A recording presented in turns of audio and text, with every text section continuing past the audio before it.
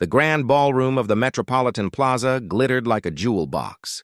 Crystal chandeliers cast dancing shadows across marble floors, while hundreds of guests in designer gowns and tailored suits mingled beneath the vaulted ceilings.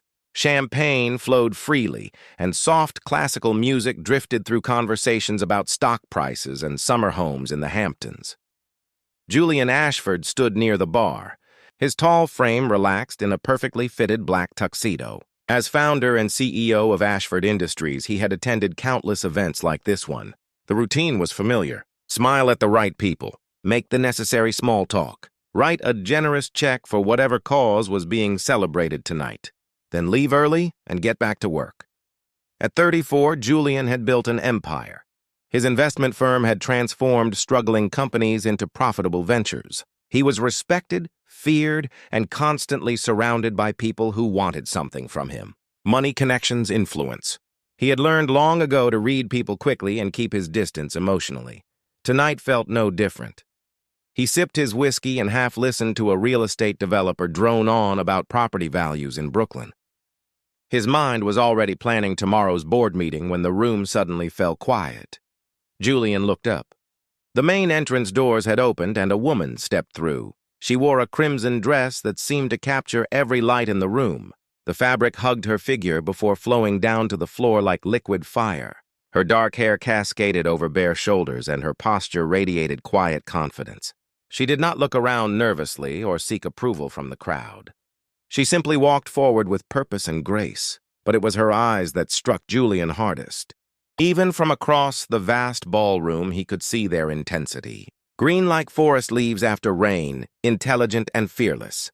She looked at the opulent surroundings, not with awe, but with something closer to curiosity mixed with judgment. Julian felt his breath catch. His hand tightened around his glass. Something inside his chest shifted, as though a locked door had suddenly been forced open. He was not alone in his reaction. Conversations had stopped. Heads turned. Women assessed her with narrowed eyes while men straightened their ties. The music continued playing, but the social rhythm of the room had been disrupted by her presence. Julian set down his glass and moved without thinking. He crossed the ballroom with long strides, his eyes never leaving her. She was speaking with the event coordinator near a display of silent auction items when he reached her. "Good evening." His voice came out rougher than intended. She turned to face him fully, and the impact of her gaze hit him like a physical force. Up close, she was even more striking. Her face held both softness and strength, beauty that went deeper than surface appearance. "Good evening." Her voice was warm but reserved. "Julian Ashford. Welcome to the event, Victoria Hayes." She shook his offered hand briefly. Her grip was firm and confident. "Thank you for the invitation, though I should clarify that I'm here representing the Ocean Conservation Alliance. We're one of the charities benefiting tonight." Something about the way she said it made Julian aware she was making a distinction. She was not here as his guest or to socialize. She was here for work, for a cause she believed in. The Ocean Conservation Alliance does important work. Julian gestured toward the terrace doors. "Would you like some air? It gets warm in here with so many people." Victoria studied him for a moment as though weighing whether to accept. Then she nodded. "That would be nice." The terrace overlooked Central Park, the city lights creating a glowing backdrop against the night sky. The air was cool and fresh after the perfumed atmosphere inside. Victoria walked to the stone railing and looked out at the view. "So you're the famous Julian Ashford." She spoke without looking at him. "The man who turned struggling companies into gold mines. That's one way to describe it. What's another way?" Julian moved to stand beside her, close enough to catch the subtle scent of jasmine in her perfume. "I help businesses realize their potential, create jobs, generate economic growth, and make substantial profits in the process." Victoria turned to face him now, her green eyes sharp. "Including investments in industries that damage the very oceans my organization works to protect." Julian felt surprise ripple through him. Most people at these events avoided confrontation, especially with major donors. But Victoria Hayes was different. She challenged him directly without apology. "You've researched me." "Of course. When your organization receives a donation invitation from someone like you, we do our homework." Ashford Industries has significant holdings in offshore drilling operations, shipping companies with poor environmental records, and manufacturers that dump waste into waterways. Her words should have angered him. Instead, Julian felt something he had not experienced in years: genuine interest. Here was someone who saw past his wealth and status to question the impact of his choices. "You're right." He met her gaze steadily. "I invest in profitable ventures. Some of those have environmental costs. Doesn't that bother you?" "Should it?" Victoria's eyes flashed. "Yes, it should bother anyone with a conscience. The oceans are dying, Julian. Coral reefs are bleaching. Fish populations are collapsing. Plastic fills the water. And people like you profit from the destruction." The passion in her voice stirred something deep in Julian's chest. She was not making rehearsed arguments or trying to manipulate him. She genuinely cared, and that caring made her beautiful in a way that transcended physical appearance. "Tell me more." He leaned against the railing, giving her his full attention. "I want to understand what drives you." Victoria looked surprised by his response. She had probably expected defensiveness or dismissal. Instead, Julian was inviting her to challenge him further. She took a breath, and he watched the way the city lights reflected in her eyes as she began to speak about the oceans she loved, the damage she had witnessed, the urgency of the crisis facing the planet. Julian listened, truly listened, and felt the careful walls he had built around his heart beginning to crack. Victoria spoke for nearly 20 minutes, her passion transforming the terrace into a different world. She described coral reefs she had visited as a marine biologist, once vibrant with color and life, now bleached white like bones. She told him about sea turtles found with plastic in their stomachs, dolphins caught in fishing nets, entire ecosystems collapsing under the weight of human greed and negligence. Julian watched her face as she spoke. The way her eyes lit up when she described swimming through kelp forests, the pain that flickered across her features when she mentioned oil spills coating seabirds. She was not performing or trying to impress him. This was her truth, raw and unfiltered. "You think I'm naive?" Victoria finally stopped, crossing her arms. "Another idealistic activist who doesn't understand how the real world works." "No." Julian's voice was quiet but firm. "I think you're remarkable, and probably right about most of what you've said." She blinked, clearly not expecting that response. "Then why do you keep funding the destruction?" "Because the world runs on money, Victoria. Companies need capital to operate. Jobs depend on those investments. Economies depend on growth. Even if that growth is killing the planet? Even then." Julian ran a hand through his dark hair, a gesture of frustration. "You want me to be the villain in your story, the heartless businessman who values profit over everything. Maybe I am, but it's more complicated than you think. Explain it to me." Julian turned to face her fully. In the moonlight, with the city spread out behind them, he made a decision to be honest in a way he rarely allowed himself to be. "I grew up with nothing, Victoria. My father worked 3 jobs and still couldn't pay the rent. My mother cleaned houses until her hands bled. I watched them struggle every single day, watched them age before their time from worry and exhaustion. When I was 16, my father had a heart attack at one of his jobs. The medical bills destroyed us. We lost our apartment. We lost everything." Victoria's expression softened slightly, but she remained silent, letting him continue. "I promised myself I would never be powerless like that again. Never watch people I love suffer because of money. So I studied, worked, clawed my way up from nothing. I built Ashford Industries from a single room and a laptop. Every investment I make, every dollar I earn, is another step away from that helpless kid who couldn't save his father. I'm sorry for what you went through." Victoria's voice was gentler now. "But does your pain justify causing pain to others? To the planet?" "No." Julian's answer surprised even himself. "You're right. It doesn't. But changing the system from outside is nearly impossible. Real change requires power, and power requires success in the world as it exists, not as we wish it to be." That sounds like an excuse. "Maybe it is." Julian stepped closer to her, close enough to see the slight tremble in her hands despite her fierce exterior. "Come visit my facilities. Not the public tours we give to reporters, the real operations. See what we actually do. Then judge me. Victoria studied his face, searching for deception or manipulation. Julian kept his gaze steady, letting her see whatever she needed to see. Why would you show me that? I'll just use it against you. Perhaps. Or perhaps you'll see that some of us are trying to find a middle path. Profit doesn't have to mean destruction. Business doesn't have to be the enemy of the environment. We're working on new technologies, cleaner processes. It's not enough yet, but it's a start. And you want me to congratulate you for doing the bare minimum? Julian laughed, a genuine sound that surprised them both. You don't give an inch, do you? Not when the future of the oceans is at stake. Good. He smiled at her, and for the first time that evening, it was a real smile without calculation or social polish.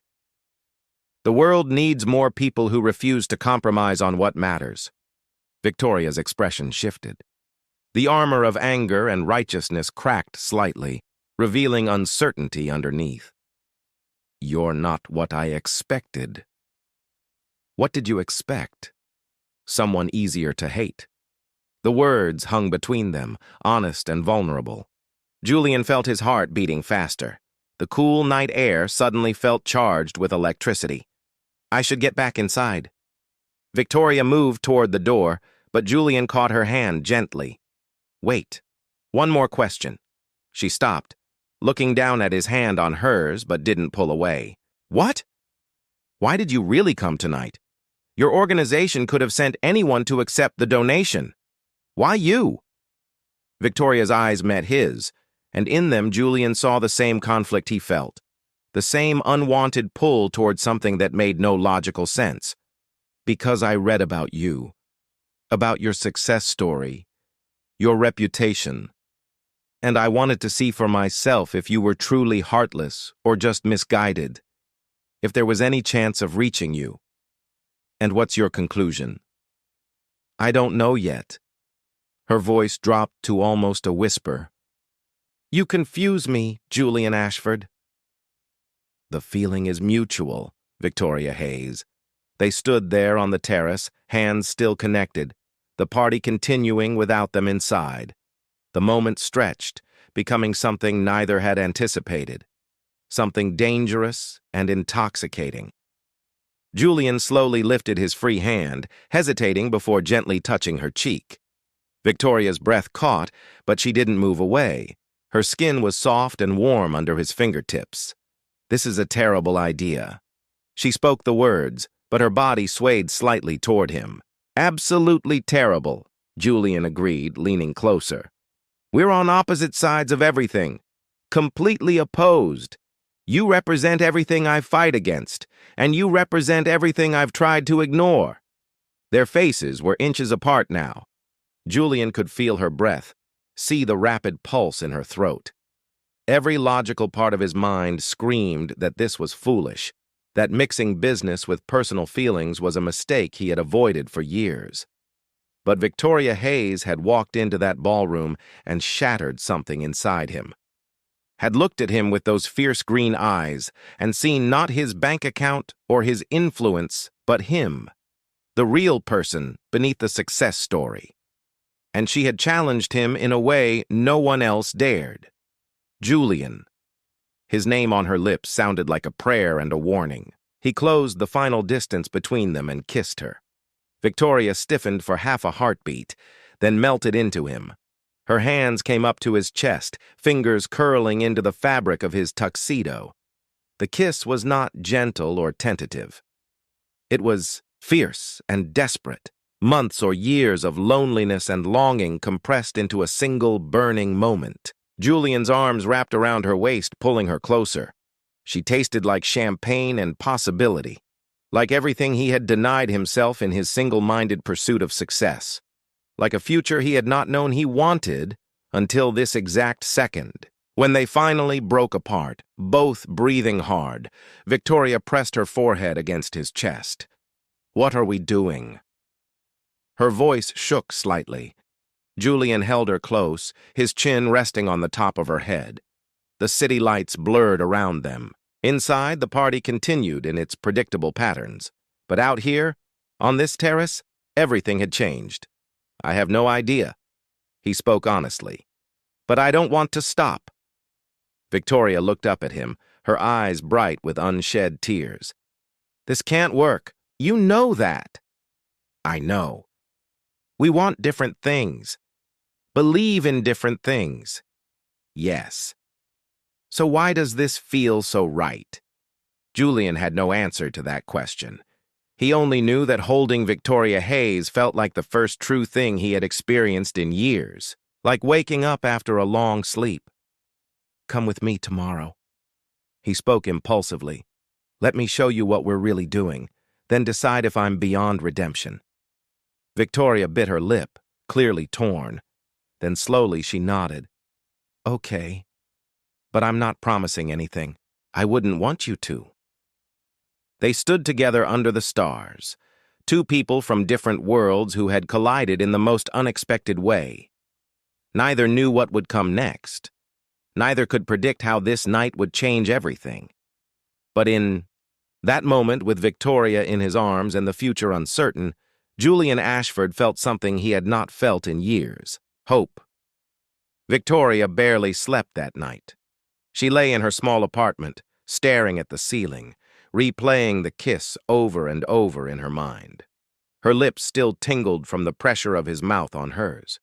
Her body still remembered the solid warmth of his chest, the strength in his arms as he held her close. She had kissed Julian Ashford, the man whose company her organization had been fighting for 3 years, the man whose investments funded operations that dumped toxic waste into coastal waters, the man who represented everything she had dedicated her life to opposing, and she wanted to kiss him again. Victoria rolled over, burying her face in her pillow with a groan of frustration. This was insane. She was insane. Tomorrow she would tour his facilities, see the damage firsthand, and remember why she could never let personal feelings interfere with her mission. But even as she thought it, she knew something fundamental had shifted inside her. Julian had not been what she expected. He had listened without defensiveness, shared his own pain without seeking sympathy, and looked at her like she was the most important person in the world. When dawn finally broke, Victoria dressed carefully in practical clothes. Dark jeans, a simple white shirt, comfortable boots. This was a business visit, she told herself firmly. Nothing more. Julian's driver arrived at 8 o'clock sharp. The same black Mercedes from the previous night. Victoria slid into the back seat, her stomach fluttering with nervous anticipation. They drove for over an hour, leaving the city behind for industrial areas near the coast. Finally, the car pulled up to a sprawling facility surrounded by high fences. Large buildings dotted the landscape, connected by roads where trucks moved constantly. Julian was waiting at the main gate, dressed casually in dark jeans and a gray sweater that made his eyes look almost silver in the morning light. He smiled. When he saw her, a genuine expression that made her heart skip. Thank you for coming. He opened her car door himself. I said I would. Victoria stepped out, looking around at the industrial complex. So this is where the magic happens? This is one of several facilities. Come on. I want to show you something. He led her past security and into the main building. Unlike the sterile corporate environments Victoria had expected, the interior was surprisingly modern and bright. Large windows let in natural light. Plants grew in strategic locations. The air smelled clean, with none of the chemical odors she associated with industrial sites. They walked through several areas where workers in protective gear operated sophisticated machinery. Julian explained each process patiently, answering her technical questions without condescension. He clearly understood the operations deeply, not just the financial aspects. This is our water treatment facility. Julian guided her into a vast room filled with tanks and filtration systems. Every drop of water used in our processes goes through here before being released. We've reduced contamination by 87% in the last 2 years. Victoria examined the systems closely, her scientific training kicking in. The technology was impressive, far more advanced than industry standards required. This must have cost millions to install. 12 million, actually, and it reduced our short-term profits significantly. Julian stood beside her, hands in his pockets. My board fought me on it, said it was unnecessary, that we were already meeting legal requirements. Why did you push for it then? Julian was quiet for a moment, watching the filtered water flow through transparent pipes. Because meeting minimum requirements isn't the same as doing what's right. I kept thinking about what you said on the terrace, about coral reefs dying, about sea turtles with plastic in their stomachs. And I realized that no amount of money would matter if we destroyed the world to get it. Victoria felt her throat tighten. She had expected corporate justifications and greenwashing. Instead, Julian was showing her real change, real investment in environmental protection. Come on, there's more. Julian led her outside to a separate building. Inside, she found something unexpected. A research laboratory filled with scientists working at stations covered with marine samples and sophisticated equipment. What is this? Victoria walked slowly through the space, recognizing some of the research methodologies from her own work. Our Environmental Impact Research Team, 20 marine biologists, 3 oceanographers, and support staff. They study the effects of our operations and develop ways to minimize harm. Their findings dictate our practices, not the other way around. A woman in a white lab coat approached, smiling. Mr. Ashford, good morning. Dr. Patricia Chen, meet Victoria Hayes from the Ocean Conservation Alliance. Victoria, Dr. Chen heads our research division. Victoria shook the woman's hand, still processing. You're doing independent research? Completely independent. Dr. Chen's eyes lit up with enthusiasm. Mr. Ashford gave us full autonomy. If we find problems, we report them publicly. No covering up, no corporate pressure. It's actually written into our contracts. They spent an hour touring the lab, and Victoria found herself deeply impressed. The research was legitimate, thorough, and honest about both successes and failures. These scientists were doing real work to understand and mitigate environmental damage. When they finally left the building, Victoria felt her carefully maintained anger crumbling. Julian had not brought her here for a show. He had shown her genuine efforts to change, to do better. Why didn't you publicize any of this? She turned to face him in the parking area. Your company could get positive recognition for this work. Because it's not enough yet. Julian's expression was serious. We've made progress, but we're still causing harm. Still profiting from systems that damage the environment. I didn't want credit for taking baby steps when giant leaps are needed. Victoria felt something break open inside her chest. This man, this complicated, frustrating, remarkable man, was trying, really trying. Not for recognition or profit, but because it mattered. Julian, I need to tell you something. I know. He stepped closer, his voice soft. You're going to say this doesn't change enough. That we're still on opposite sides. That last night was a mistake. No. Victoria surprised herself with the certainty in her voice. I was going to say that you're making me question everything I thought I knew. About business, about change, about you. Hope flared in Julian's eyes. What are you saying? I'm saying that maybe the world isn't as black and white as I wanted it to be. Maybe people can change. Maybe someone who starts in the wrong place can still end up doing something meaningful. Julian reached for her hand, his fingers warm and strong around hers. I want to do more, Victoria. Not just meet standards or install better equipment. I want to transform how we operate. Make Ashford Industries a model for sustainable business. Your board will fight you. Let them fight. I didn't build this company by playing it safe. You could lose everything. Not everything. He pulled her closer, his other hand coming up to cup her face. I already found something more valuable than any profit margin. Victoria's breath caught. Julian, we barely know each other. I know enough. I know you're brilliant and passionate and brave. I know you challenge me in ways no one else does. I know that when I'm with you, I want to be better than I am. Tears welled in Victoria's eyes. I'm scared. This is happening so fast. What if it doesn't work? What if we hurt each other? Then we hurt each other. Julian's thumb brushed away a tear that escaped down her cheek.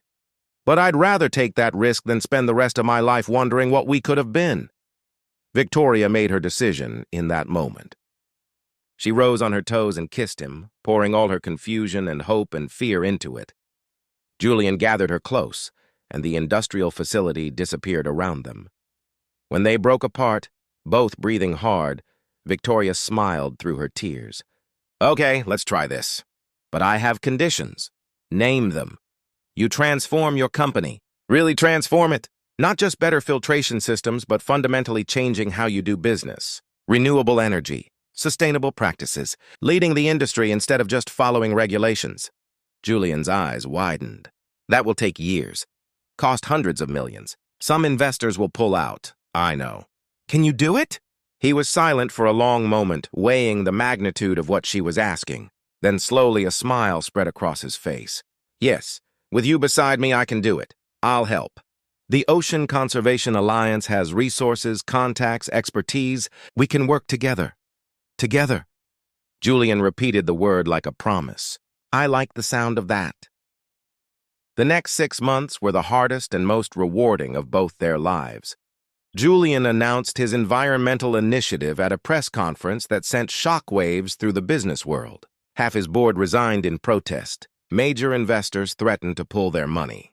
Stock prices dropped sharply, but Julian held firm. With Victoria advising him, he restructured operations, invested in green technology, and established unprecedented environmental standards. The media called it either visionary or financial suicide. Only time would tell which. Victoria moved into Julian's penthouse, and they worked side by side every day. She brought her scientific expertise and environmental connections. He brought his business acumen and determination. Together, they created something neither could have achieved alone. There were fights, sleepless nights, moments of doubt when the pressure seemed too great. But there were also quiet mornings drinking coffee together, celebrating small victories, falling more deeply in love with each passing day. 1 year after that fateful charity gala, Julian stood before his shareholders presenting annual results. The room was tense. Many expected failure, vindication for those who had warned against his radical changes. "Ladies and gentlemen," Julian's voice was steady. "I know many of you doubted this direction. Some of you left because of it. But I'm pleased to report that Ashford Industries has not only survived our environmental transformation, we've thrived. Profits are up 18%. We've gained major contracts specifically because of our sustainability practices. And we've reduced our environmental impact by over 60%. The room erupted in surprised murmurs. Julian continued, his confidence growing. "But more importantly, we've proven that doing good and doing well are not mutually exclusive. That business can be a force for positive change, and we're just getting started." Victoria watched from the audience, her heart swelling with pride. This was the man she had challenged on a terrace, the man who had chosen to change rather than defend his old ways. The man she loved. After the meeting, Julian found her waiting outside. Without a word, he pulled a small velvet box from his pocket and dropped to one knee right there in the corporate hallway. "Victoria Hayes, you walked into my life and turned everything upside down. You challenged me to be better, to want more than just success. You showed me that real wealth isn't measured in dollars, but in the positive impact we have on the world. Will you marry me and keep challenging me for the rest of our lives?" Victoria laughed through tears, pulling him to his feet. Yes, 1,000 times yes. Their kiss was witnessed by surprised employees and shareholders filing out of the meeting. Some smiled. Others looked scandalized. Victoria and Julian didn't care. They had found each other against all odds, had built something meaningful together, had proven that love and principle and business could coexist if people were brave enough to try. 2 years later, Ashford Industries was recognized as the most environmentally responsible company in its sector. Victoria's organization partnered with them on ocean conservation projects around the world, and Julian and Victoria stood together on a beach, watching the sun set over clean waters, knowing that their collision had changed not just their own lives, but the world around them. Sometimes the most powerful thing we can do is allow ourselves to be transformed by love. To let someone challenge our assumptions, question our choices, and inspire us to become more than we ever imagined possible. Victoria had walked into that ballroom expecting to confront an enemy. Instead, she found a partner, a love, and a shared mission that would define the rest of their lives. And it all began with a single burning gaze across a crowded room.